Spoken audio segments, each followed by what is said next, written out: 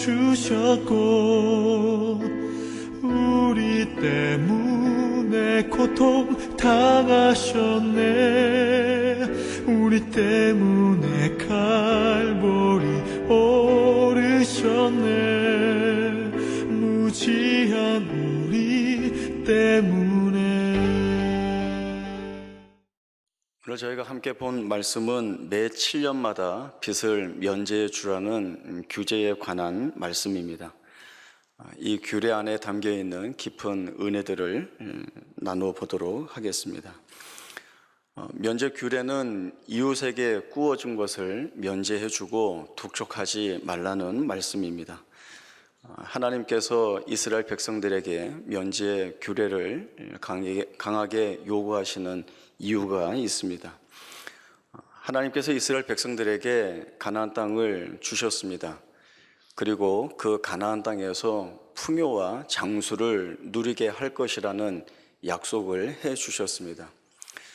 이스라엘 백성들이 약속을 받았다라고 하는 것은 가나안 땅에서 누리게 되는 풍요와 장수가 자신들이 이루어내는 업적들이 아니라 하나님께서 전적으로 주시는 은혜이다라고 하는 것을 의미하는 내용이 큽니다.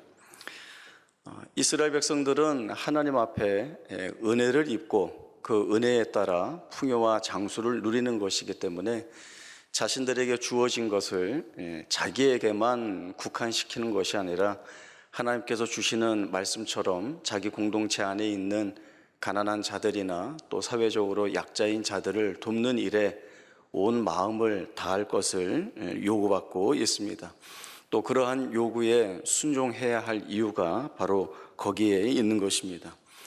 이 면제 규례는 단순히 어려운 이웃들을 구제하라라고 하는 그런 차원에서만 주어지는 것이 아니라 하나님 앞에서 자신이 얼마나 큰 은혜 안에 살았는지를 철저하게 돌아볼 수 있는 기회를 제공받고 있다라고 하는 것이 중요한 의미입니다. 이스라엘 백성들의 과거를 돌아보면 그들의 모든 삶의 여정에 하나님이 빠질 수가 없습니다. 그 하나님께서 베풀어 주신 은혜가 아니고서는 하나님으로부터 받은 사랑과 자비와 긍휼하심이 아니었다라고 한다면 이스라엘은 없다, 나는 없었다라고 하는 그러한 고백을 가져야 합니다. 그래서 이스라엘 백성들은 자기 안에 있는 가난하고 어려운 이웃들을 돌아보면서 그 안에서 은혜가 필요했었던 자신들의 모습을 투영해 봄으로 하나님의 은혜에 더욱더 감사하는 기회로 삼고 또 하나님께서 그렇게 하신 것처럼 그 어렵고 힘든 이웃들을 향하여서 사랑의 마음을 지녀야 하는 것입니다. 면제 규례를 통해서 이스라엘 백성들은 두 가지를 깨달아야 합니다. 첫 번째는 이웃이 겪고 있는 어려움이나 궁핍함을 외면하는 것은 그들을 돌아볼 여력이 없어서가 아니라 자기 자신이 탐욕에 빠져 있다라고 하는 사실들을 보게 되는 것입니다. 오늘 신명기 15장의 본문 말씀에서도 내 마음을 완악하게 하지 말고 내 손을 움켜쥐지 말라라고 하는 말씀이 주어지고 있습니다. 사실 가지고 있는 것을 움켜쥐고 싶은 것은 어떻게 보면 본능이라고 할 수 있겠습니다. 더 넉넉하게 그리고 더 많이 가지고 있음으로 인하여서 미래에 어떤 일이 어떻게 일어날지 모를 그 불안에 대해서 대비하고자 하는 그러한 마음을 갖게 되는 것입니다. 그러나 이러한 생각 속에 심어져 있는 것은 무엇인가 하면 내가 나를 지킬 수 있다라고 하는 생각입니다. 내가 나를 지킬 수 있다라고 하는 것은 하나님께서 자신들의 삶을 인도하고 이끌고 오셨다라고 하는 것을 인정하지 않는 것이고, 그렇다면 그것은 불신앙이 되고 맙니다. 그래서는 안 되는 것이죠. 두 번째는 내가 힘들고 어려운 이웃들을 살피고 도와줄 수 있는 것은 내가 가지고 있는 것이 많아서가 아니라 하나님께서 내게 주신 것, 내게서 이루어 주신 것에 대한 확고한 믿음이 있을 때에 이러한 마음을 가질 수 있다라고 하는 것입니다. 내가 내 삶을 책임지는 것이 아니라 하나님께서 책임지신다라고 하는 이 고백은 내 삶이 하나님의 목적과 뜻 안에서 인도받고 있고 하나님께서 이를 이루시기 위하여서 내 삶의 여정 가운데에서 일하고 계신다라고 하는 이 사실을 깨달아야 할 수 있는 고백이 됩니다. 이러한 사실들이 믿어지고 또 믿어진 것을 고백할 수 있어야 자기 자신이 어떠한 상황과 처지에 처하든 상관없이 자신의 삶을 하나님 앞에 고정시켜 나갈 수 있게 되는 것입니다. 하나님은 하나님 자신이 이스라엘 백성들의 삶을 철저하게 책임지실 것이기 때문에 그에 대하여 이스라엘 백성들에게도 과감한 믿음을 요구하고 계십니다. 그러한 내용을 레위기 25장에 나오는 안식년과 희년 제도를 통해서 확인해 보도록 하겠습니다. 레위기 25장 1절에서 12절까지의 말씀입니다. 구약성경 184쪽 레위기 25장 1절에서 12절까지의 말씀 제가 읽겠습니다. 여호와께서 시내산에서 모세에게 말씀하여 이르시되 이스라엘 자손에게 말하여 이르라. 너희는 내가 너희에게 주는 땅에 들어간 후에 그 땅으로 여호와 앞에 안식하게 하라. 너는 6년 동안 그 밭에 파종하며 6년 동안 그 포도원을 가꾸어 그 소출을 거둘 것이나 7째 해에는 그 땅이 쉬어 안식하게 할지니 여호와에 대한 안식이라. 너는 그 밭에 파종하거나 포도원을 가꾸지 말며 내가 거둔 후에 자라난 것을 거두지 말고 가꾸지 아니한 포도나무가 맺은 열매를 거두지 말라. 이는 땅의 안식년임이니라. 안식년의 소출은 너희가 먹을 것이니 너와 내 남종과 내 여종과 내 품꾼과 너와 함께 거류하는 자들과 내 가축과 내 땅에 있는 들 짐승들이 다 그 소출로 먹을 것을 삼을지니라. 너는 7 안식년을 계수할지니 이는 7년이 7번인즉 안식년 7번 동안 곧 49년이라. 7째 달 열흘날은 속죄일이니 너는 뿔납할 소리를 내되 전국에서 뿔납할을 크게 불지며 너희는 50년째 해를 거룩하게 하여 그 땅에 있는 모든 주민을 위하여 자유를 공포하라. 이 해는 너희에게 희년이니 너희는 각각 자기의 소유지로 돌아가며 각각 자기의 가족에게로 돌아갈지며 그 50년째 해는 너희의 희년이니 너희는 파종하지 말며 스스로 난 것을 거두지 말며 가꾸지 아니한 포도를 거두지 말라. 이는 희년이니 너희에게 거룩함이니라. 너희는 밭의 소출을 먹으리라. 안식년이라고 하는 것은 땅을 6년 동안 경작하고 7년째 되는 해에는 경작하지 않도록 하는 것입니다. 그 땅을 1년 동안 쉬게 하는 안식 기간을 갖게 하는 것입니다. 안식년 1년 동안은 농사를 경작할 수 없기 때문에 소출을 거둘 수도 없습니다. 일체의 모든 것들을 얻을 수 없는 기간이 바로 이 안식년입니다. 혹 저절로 생긴 곡식이나 열매들은 가난한 자들에게 쓰일 수 있도록 내버려 두어야 하고 또 그 땅에 거하고 있는 짐승들이 먹도록 해야 합니다. 희년이라고 하는 것은 안식년을 7번 보낸 후에 그 다음에 즉 50년째 되는 해를 말합니다. 이 희년에는 대제사장이 수양의 뿔을 부름으로써 시작이 됩니다. 이때에도 경작을 할 수 없습니다. 경작할 수 없기에 얻을 수 있는 것도 없고 그리고 얻을 수 있는 것이 없는 것뿐만 아니라 그 땅을 원래 주인에게 되돌려 주어야 합니다. 그리고 종되었던 자들은 해방시켜 주어야 하고 그리고 모든 빚진 자들의 빚을 탕감해 주는 해가 바로 이 희년이 됩니다. 이스라엘 백성들이 안식년과 희년을 통하여서 깨닫게 되는 것은 그 한 해 전체를 하나님께서 우리를 돌보셨다라고 하는 것을 되돌아볼 수 있는 또 되돌아봄으로써 이 하나님에 대한 믿음을 회복할 수 있는 기회로 삼게 되는 것입니다. 또 소출을 얻지 못하는 가운데 있다 할지라도 하나님께서 우리의 삶을 책임지고 계시다라고 하는 사실들을 확인할 수 있는 한 해로 삼게 되는 것입니다. 소출을 얻지 못해도 하나님이 여전히 우리를 살펴주고 계시고 은혜를 부어주고 계신다라고 하는 것을 확인하는 것은 말할 수 없는 현실 속에서 하나님이 어떻게 우리에게 은혜를 부어주고 계시는가를 돌아볼 수 있는 기회가 되는 것입니다. 안식년도 그러하지만 희년이 되면 복잡한 일들이 대단히 많이 드러나는 것 같습니다.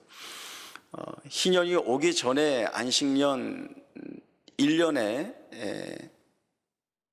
경작을 하지 못하고 소출을 얻지 못합니다. 그리고 그 다음 해가 희년이 되면 또 그 1년도 경작하지 못하고 소출을 얻지 못합니다. 그 다음 해에 씨를 뿌리고 소출을 얻으려면 사실 이스라엘 백성들은 만 3년 동안 경작을 못함으로 인하여서 소출을 얻지 못하는 가운데 처하게 됩니다. 그러면 이런 질문이 충분히 나올 수 있습니다. 3년 동안 소출이 없다고 한다면 우리는 무엇을 먹고 어떻게 살 수 있습니까? 라고 하는 것이죠.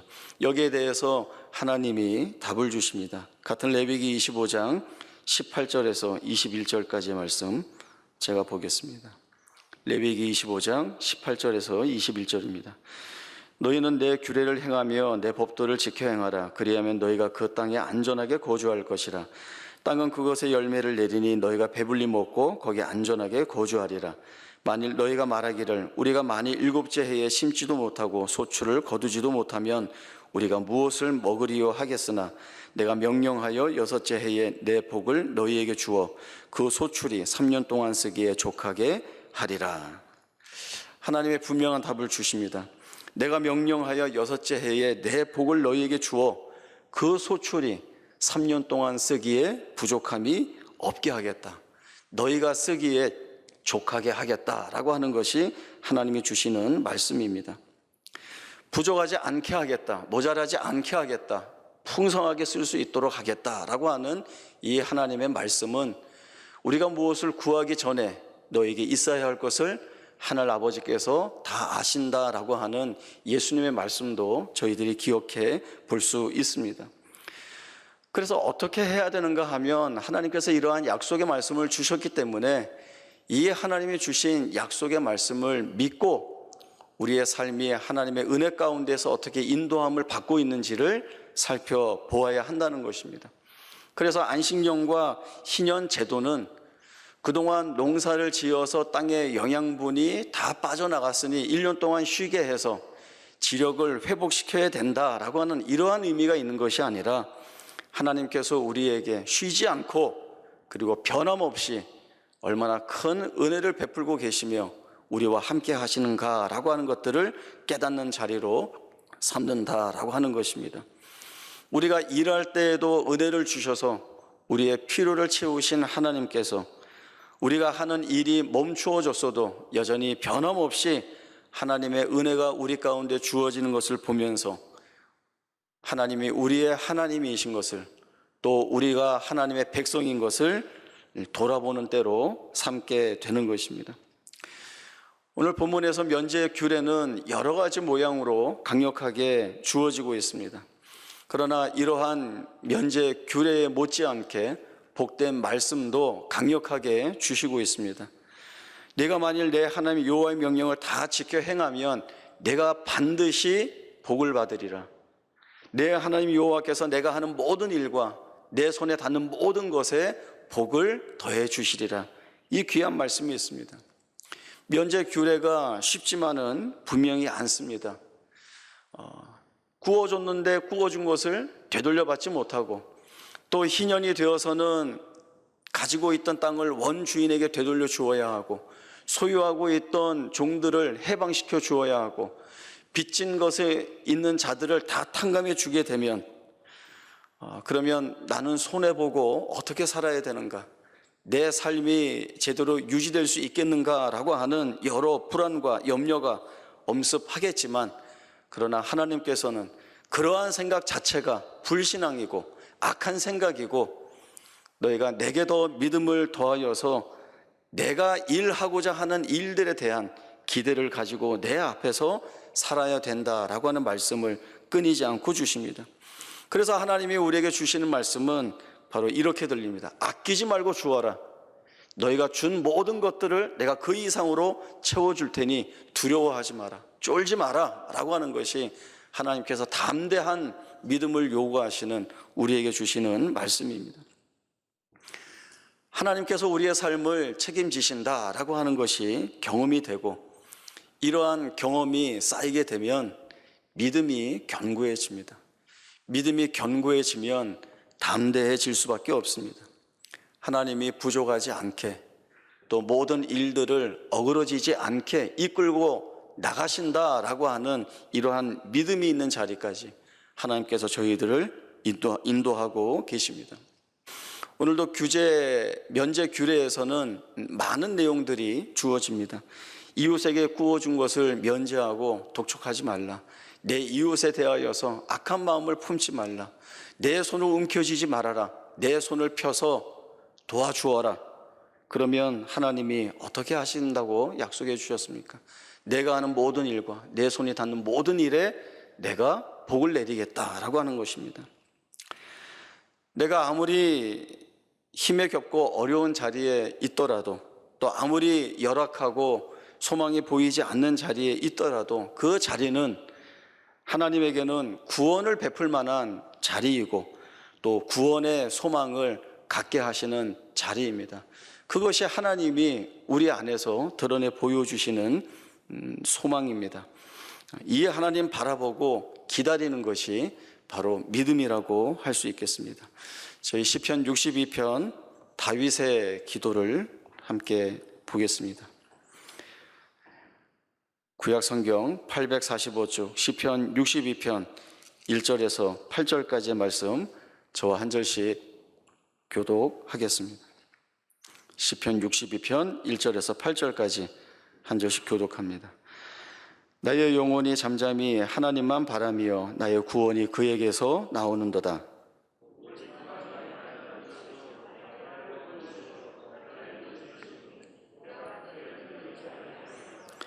넘어지는 담과 흔들리는 울타리 같이 사람을 죽이려고 너희가 일제히 공격하기를 언제까지 하려느냐?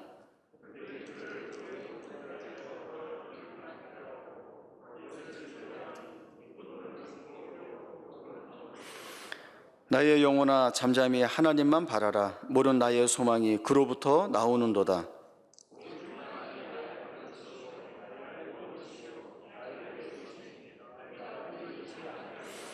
나의 구원과 영광이 하나님께 있으며 내 힘의 반석과 피난처도 하나님께 있도다.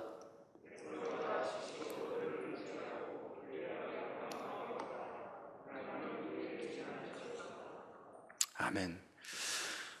시편 62편은 아들 압살롬의 반역 사건 후에 아버지 다윗이 하나님 앞에 올려드리는 기도입니다.